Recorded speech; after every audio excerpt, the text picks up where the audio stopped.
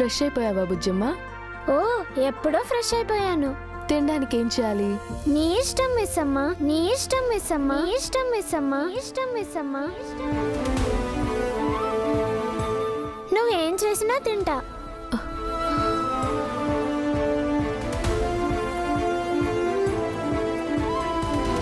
నువ్వు నన్ను మిస్ అమ్మ అని పిలిచావా? ఆ పేరు చాలా బాగుంది కదా. నువ్వు ఆ పేరుకి సరిగ్గా సూట్ అవుతావు. ఎందుకని? ఎందుకంటే ఆ ఇంట్లో ఉన్న మిస్ అమ్మకి నీకు చాలా దగ్గర పోలికలున్నాయి. అక్కడ వాళ్ళు ఆ మిస్ అమ్మని ఎంతగానో మిస్ అవుతున్నారు. అవును, ఒకప్పుడు నువ్వు ఆ ఇంట్లో పనిచేసావంట కదా, నిజమేనా? మరక్కడ ఎందుకు మానేశావు? ఏదైనా సమస్య? అక్కడున్న ఒక రాక్షసి వల్ల సమస్య వచ్చింది. అయితే నీకు మా సార్ తెలుసన్నమాట. కదిలే కాలముతో అడుగు. ఏ సార్? అదే అమరేంద్ర సార్. నీకు తెలుసా? మరచి గతమునికా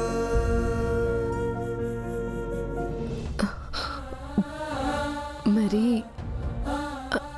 అంత తెలీదు బుజ్జమ్మ. పోనీ ఆ అక్కలు అన్నలు తెలుసా? వాళ్ళు కూడా నీకన్నా నాకు తక్కువ తెలుసు. అదేంటి, నేను పుట్టక ముందు నుంచి నువ్వు ఆ ఇంట్లో ఉండొచ్చావు కదా. నాకంటే ముందు నుంచి నువ్వు ఉన్నావు కదక్కా.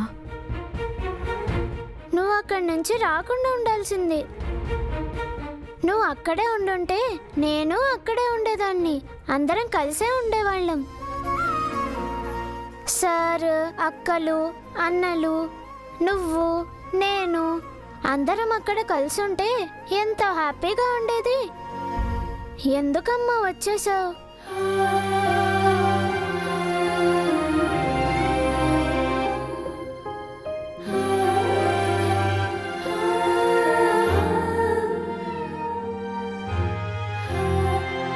సారీ బుజ్జమ్మ, అప్పుడు నేను తప్పు చేయకుండా ఉండాల్సింది.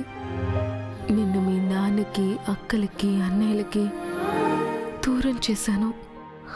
నన్ను క్షమించు. నేనేదో ఊరికే అన్నానులే.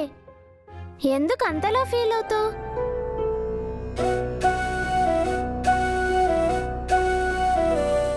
ఏదో ప్రాబ్లం ఉండి నువ్వు అక్కడి నుంచి వచ్చేసుంటావని నేను అర్థం చేసుకుంటానులే.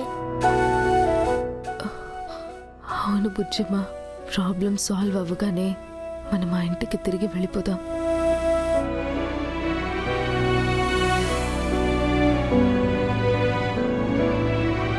Thank you Bujjamma.